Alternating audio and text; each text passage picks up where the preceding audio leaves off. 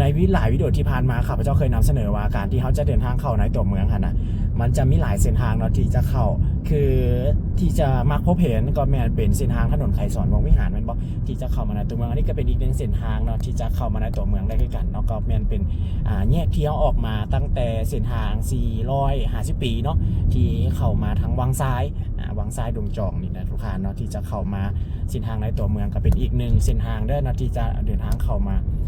บรรยากาศก็สิเป็นประมาณนี้เนาะในรายงานนี้อยู่ที่นครหลวงวิจารณ์อุณหภูมิก็ถือได้ว่าเพิ่มขึ้นแล้วเนาะมื้อนี้ก็เป็น32 องศาได้ในเวลานี้เลยเนาะก็เป็นอยู่ 16 โมงกับ 19 นาทีเนาะ32 องศาได้ทุกท่านเนาะโมงนี่ถือได้ว่าแดดยังตะเวนยังเที่ยงฟ้าอยู่เนาะก็ยังสูงอยู่ขนาดนี้เนาะเป็นเวลาถามว่าบ้านเฮากันโดยทั่วไปก็เป็น4 โมงเลยเนาะถามว่าก็16 โมงนั่นเองบรรยากาศเป็นโมงที่หลายๆท่านเนาะกำลังเลิกเวียกกันกำลังจะเดินทางกลับบ้านกลับเมืองกันเนาะสิเป็นประมาณนี้สีสันราคาบรรยากาศเนาะการที่เดินทางอยู่ในนครหลวงวิจารณ์โดยเฉพาะแล้วเนาะเส้นทางที่จะเข้าในตัวเมืองมันก็จะมีแยกหลายจุดเนาะวิดีโอที่ผ่านมาก็แมนเคยนำเสนอเข้ามาในตัวเมืองแมนถนนไก่สอนวงวิหารแล้วก็เส้นทางออกมาตั้งแต่ที่จะลัดเนาะออกมาตั้งแต่ทางสนามบินนั่นเองเนาะที่เคยพาทุกท่านไปแล้ววิดีโอนี้แมนพาทุกท่านมาอีกมุมหนึ่งเนาะที่จะเดินทางเข้าในตัวเมืองก็คือแมนข้าพเจ้าออกมาตั้งแต่ถนน450 ปีเนาะเข้ามาทางวังซ้ายแล้วก็เข้ามาเส้นทางเส้นนี้ที่จะอ้อมเข้าในตัวเมืองนั่นเองนี่ทางด้านหน้านี้จะเป็นวงเวียนน้อยเนาะถ้าเขาจะเข้าในตัวเมืองก็แมนให้เลี้ยวเข้าวงเวียนขี่ซื้อไปเลยเนาะถ้าเขาออกนอกตัวเมืองก็ซิแมนโค้งเนาะโค้งทางกั้มขวานั่นเองเป็นประมาณนี้การชันจอดกับซับส่วนแน่นอนทุกท่านเนาะในโมงนี้ก็เลยในโมงนี้เวลานี้เพราะว่าเฉพาะเส้นทางเส้นนี้ก็มีหลายๆเส้นทางเนาะที่เป็นประมาณนี้คือกันเส้นทางในนครหลวงวิจารณ์ก็แคบแต่ถามว่าแล้วทุกท่านเนาะสำหรับเส้นทางเส้นนี้ข้าพเจ้าว่าเบื้องตามสภาพความเป็นจริงในการนำไส้รถแล้วก็เบื้องสภาพของเส้นทางก็ถือได้ว่าอยากคงสึกว่าเส้นทางแคบนะทุกท่านจะสังเกตเห็นได้เลยอีกไปว่านี่ไม่เป็นเส้นทาง2 เลนเราสามารถสวนกันไปได้แต่ว่า2 ข้างทางเขาจะเห็นว่ามีบ้านงานหนาแน่นติดเลยแหละทุกท่านเนาะแล้วก็ยังจะเห็นได้ถึงการขยายพื้นที่ต่างๆอย่างสิฝากกับมีเขาก็มีเสาไฟมันจำเสาไฟแล้วเนาะฝากกับนั่งไก่คือกัน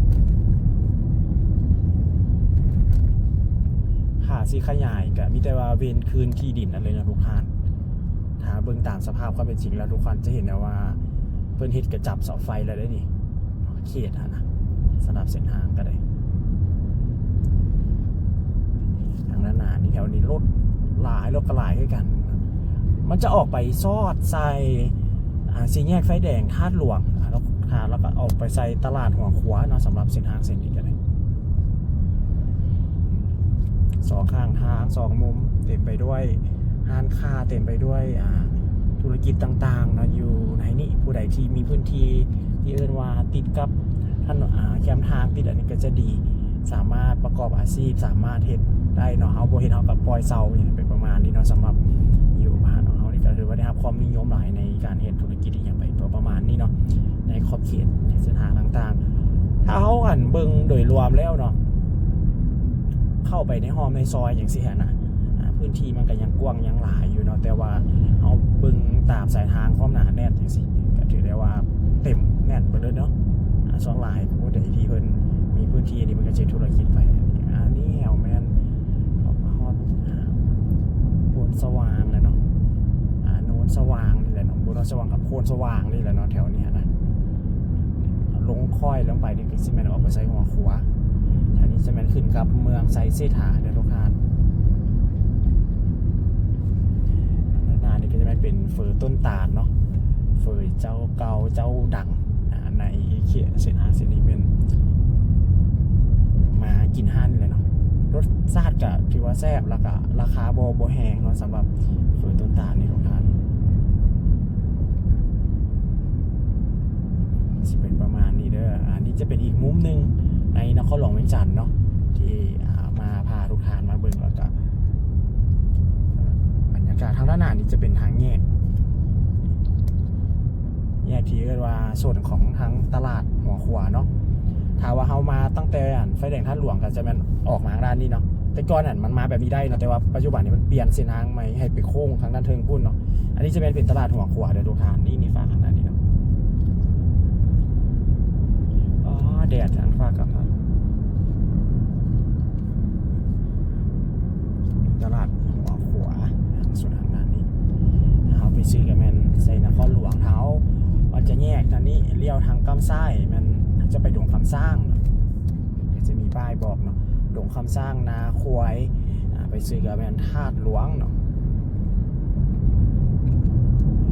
บรรยากาศขาออกนี่ถือว่ารถล้ายเนาะโมงนี่ก็ได้16 โมงกับ24 นาที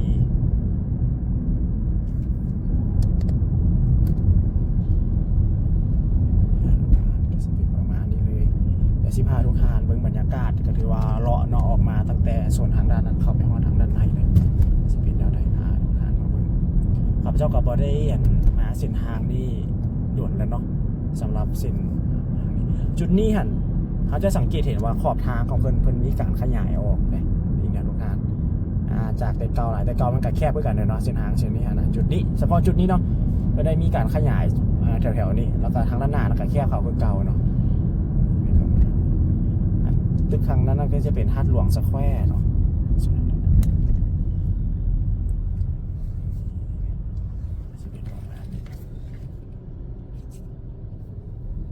รถติดยาวเลยได้ทุกทางเนาะยังบอกไกลเลยเพราะว่าส่วนทั้งแห่งเป็นโมงเลิกเวียกแบบประมาณนี้คนแห่งเดินทางหลายแล้วก็รถถือว่าหนาแน่นแต่ว่าแดดนี่ยังสูงอยู่เนาะจะเป็นประมาณนี้ก็จะได้ค่อยๆตูดไปเนาะสำหรับฝากของทางด้านนี้ขาที่จะเข้าในตัวเมืองการที่ขี่รถขึ้นฟุตบาทเนาะรถจักรนี่มันก็จะมักพบเห็นอยู่เรื่อยอยู่นะทุกท่านมันก็กลายเป็นภาพที่ว่าเห็นจนสิ้นตาแล้วก็เป็นภาพที่มักพบเห็นกับเฉพาะตั้งแต่เส้นทางเส้นเนี่ยก็มีหลายเส้นทางให้กันในตัวเมืองจะไปเป็นโมงนี่เลยเนาะทุกท่านไปแล้วเนาะ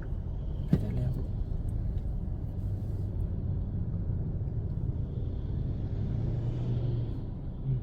มันเส้นทางแคบแน่เนาะแล้วก็บวกกับปัจจุบันนี้การนำไส้รถของคนลาวเขาเนาะส่วนหลายมันก็จะนิยมที่จะนำไส้เป็นรถส่วนตัวหลายกว่าเนาะที่จะนั่งเป็นรถสาธารณะ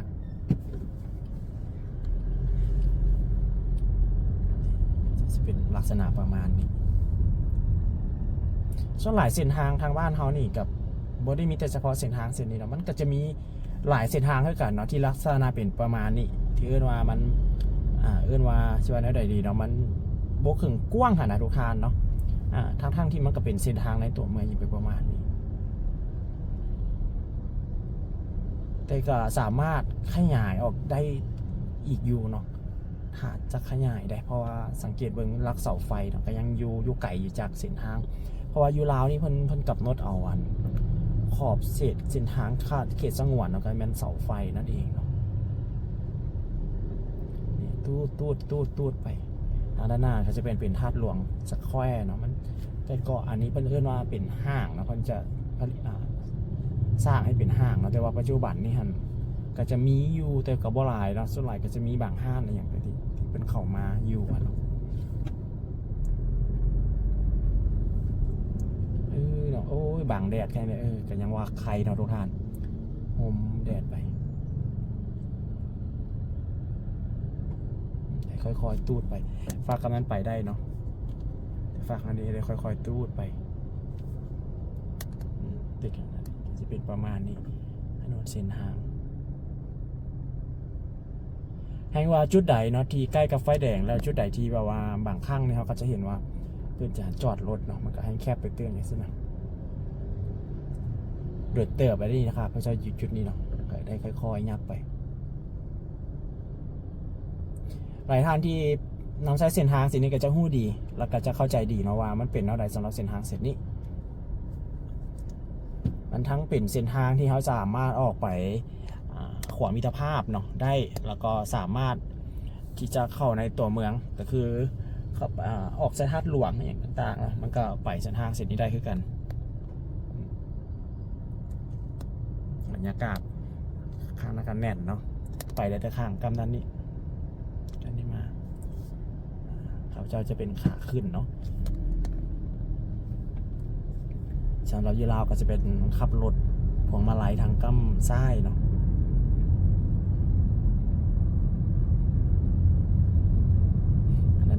ราคาน้ำมัน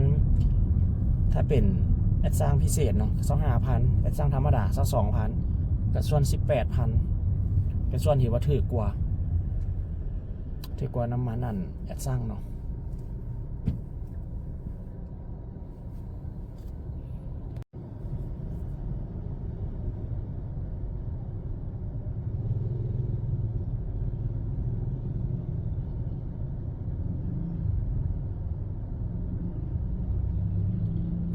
เส้นทางเส้นนี้มันก็ยังสามารถที่จะออกไปใส่เขตพัฒนากรมรวมแสงเสียดหาออกไปใส่ขวามิตรภาพลาวไทยแห่งที่1นะเวียงจันทร์หนองคายนั่นเองเพราะว่าทางด้านหน้านี่ก็จะเป็นถนนกำแพงเมืองนะทุกท่านทางด้านหน้านี่เป็นเส้นทางที่ออกมาตั้งแต่ทาง3แยกทางด้านที่เอื้อนว่าขวาสังแสงเนาะแยกทางด้านจุดนั้น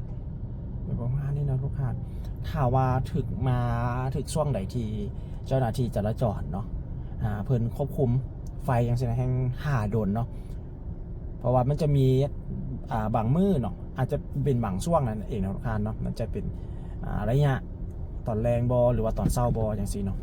เพิ่นจะเข้ามาควบคุมไฟอย่างซี่มาปล่อยสัญญาณไฟก็จะรู้สึกว่าบางครั้งมันก็จะโดนนั่นเองเนาะอาจจะสีเลี้ยวทางกำซ้ายเนาะกำซ้ายเด้อเป็นไฟแดงสี่แยกไฟแดงที่ว่ากว้างเลยทุกท่านสำหรับเส้นทางเส้นนี้ก็ได้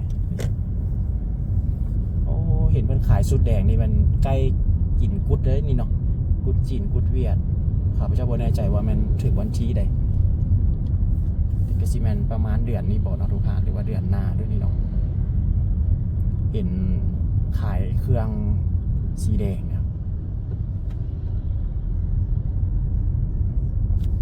อันนี้จะเป็นถนนเวียงเจริญเขตเวียงเจริญเนาะทุกท่านเวียงเจริญห้องแกเนาะถนนกำแพงเมืองจึกรถติดจึกประมาณนี้เลยสังเกตเบิ่งหน้าตั้งแต่ทางด้านของที่ออกมาตั้งแต่สี่แยกไฟแดงเนาะมาไก่เติบไปที่ทุกท่านมาฮอดพี่ไก่เติบแล้วนี่แต่ก็เห็นว่ารถยังแน่นเนาะแล้วจะสังเกตเห็นว่าทางมันแคบอยู่แล้วเนาะแต่เขาก็ยังจะเห็นว่ามีการจอดตามแคมทางอย่างเป็นประมาณนี้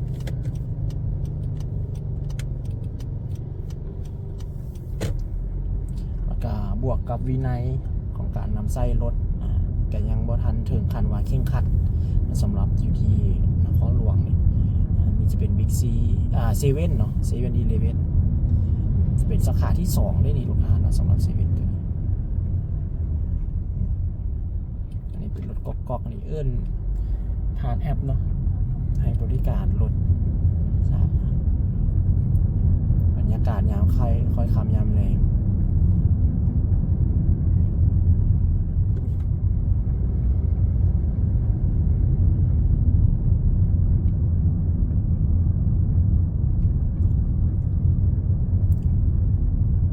ทางเขาเนาะเส้นทางเส้นนี้คือกัน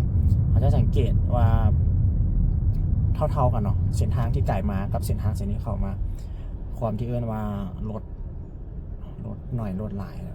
ทางจะเป็นประมาณนี้ทางด้านนี้ก็จะมีเป็นคาเฟ่อเมซอน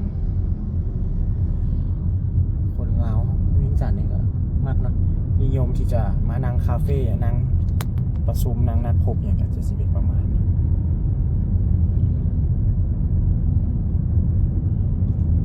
แล้วก็เป็นเส้นทางที่เฮาสิไป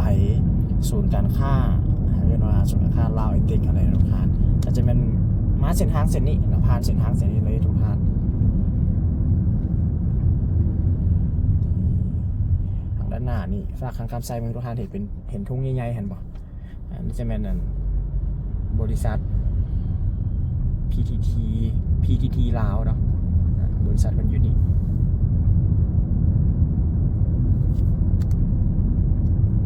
หรือว่าปตทนั่นเองเราก็จะมาเห็นปั๊มน้ำมันตาม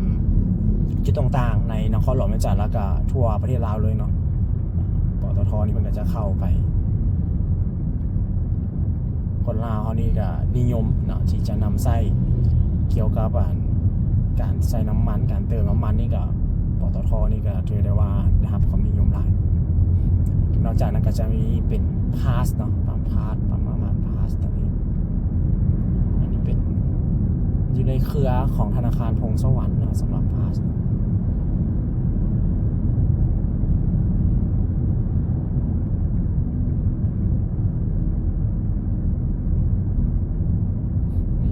หน้านี่ก็จะเป็นโรงแรมในทุกทานตึกสูงๆนี่ฮะนะโรงแรมออกมาในช่องของทางด้านนี้ก็เลยนี่ทางด้านซ้ายนี่ก็ซีเมนทางเข้าเนาะของศูนย์การค้าลาวไอเทคเนาะถามว่าสิไปลาวไอเทคก็เป็นเข้าทางด้านนี้ได้เลยเนาะเป็นศูนย์การค้าที่ว่าใหญ่เป็นศูนย์การค้าอันดับทำอิฐเนาะที่มีอยู่ในนครหลวงแม่จันทร์ก่อนที่จะมีภาคซันก่อนที่จะมีนั่นเนาะภาคซันเวียงจันทร์เซ็นเตอร์ประมาณนี้ก็สิแม่นนี่ก่อนเลย